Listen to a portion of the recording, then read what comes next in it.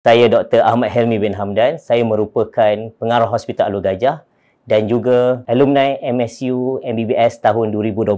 Saya ketika saya belajar di MSU, saya pernah dianugerahkan Dean's List semasa saya tahun kedua, dan semasa saya ambil program sarjana juga, masa itu saya di University of Philippines Manila. Masa itu saya telah dianugerahkan college anugerah dekan juga semasa tahun pertama je di sana. Itu dari sudut akademik. Dan semasa dalam karier saya pada tahun ini, Hospital Alor Gajah telah dianugerahkan 5-star award untuk pencapaian dari sudut perkhidmatan dan juga kualiti perkhidmatan di hospital ini. Saya sebagai seorang pengarah hospital, saya rasa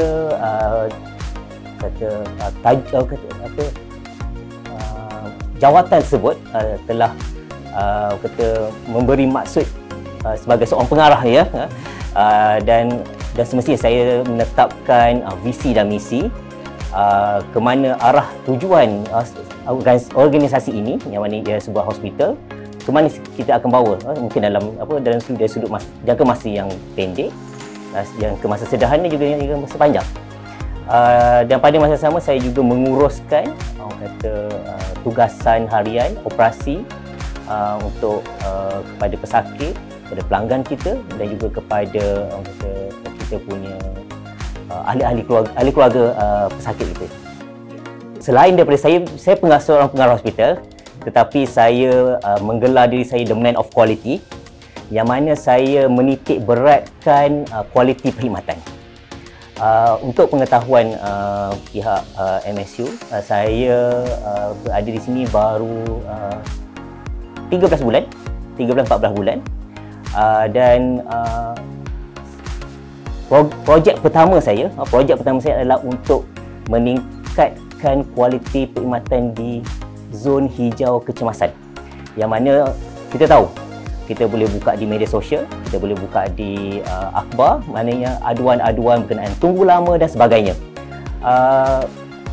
Jadi apa yang untuk makluman, for the record, kita telah berjaya 98% pesakit kita tunggu kurang daripada 2 jam, dan daripada 98% tu 80% tunggu kurang daripada sejam di kecemasan, yang mana untuk pengetahuan juga, yang mana setiap tahun, of course, ini perkara biasa, aduan di unit kecemasan ini adalah perkara biasa. Tapi sejak saya berada di sini, kita telah menerima sifar aduan berkenaan dengan waktu menunggu ni. Itu adalah satu pencapaian untuk Hospital Alor Gajah, dan juga impak kepada komuniti dan pesakit-pesakit dari kawasan ini. Apabila kita di dalam sektor kesihatan, secara mudahnya kita merawat pesakit. Ya, apabila kita merawat pesakit, kita mesti merawat orang yang sakit. Tetapi di dalam posisi saya bukan hanya merawat pesakit yang sakit itu, tetapi saya juga perlu menjaga ahli keluarga mereka, menjaga komuniti untuk mengelakkan mereka daripada mendapat penyakit, dan pada masa sama untuk menjaga komuniti untuk kita berasa yakin terhadap fasiliti dan perkhidmatan kesihatan kita, dan juga untuk mereka kekal sihat, supaya tidak berakhir di hospital untuk mendapatkan rawatan. Pengalaman saya yang paling saya suka ketika di MSU adalah pada ketika itu saya rasa bukan saya seorang, saya daripada rakan-rakan daripada kalangan rakan sekolah saya yang belajar dalam bidang kedokteran ini. Hanya saya, kami ramai, tapi saya di antara yang pergi ke Bangalore, dan untuk pengetahuan, berbanding dengan rakan saya yang belajar di tempat lain, yang mereka tidak berpengalaman untuk membedah mayat. Jadi itu adalah satu kelebihan untuk belajar di MSU juga. Semasa di dalam kursus community medicine, kita telah dibawa untuk lawatan ke rumah. Jadi kita masuk ke kampung-kampung, kita panggil slum lah, kampung. Jadi kita dapat lihat kehidupan mereka di sana, bagaimana sosioekonomi mereka, bagaimana mereka mencari rezeki, bagaimana anak-anak mereka bersekolah, macam mana mereka memasak di rumah. Jadi kita membuat penelitian sebut, kita mengkaji gaya kehidupan mereka, yang mana dia adalah sangat bermakna dan kata mengajar kita lah untuk bersyukur kita berada di Malaysia ni. Tapi dia memberi satu pengalaman yang sangat besar kepada saya, kerana saya rasa sekiranya saya belajar di tempat lain, saya mungkin tidak akan berpengalaman seperti itu. Saya jadi doktor sejak tahun 2013, yang mana saya merawat ramai pesakit dan malang sekali saya tak boleh nak kenal mereka by heart, orang kata setiap seorang daripada mereka. Tetapi saya nak kongsi satu perkara yang mana yang saya rasa benda ni sangat memberi makna kepada saya.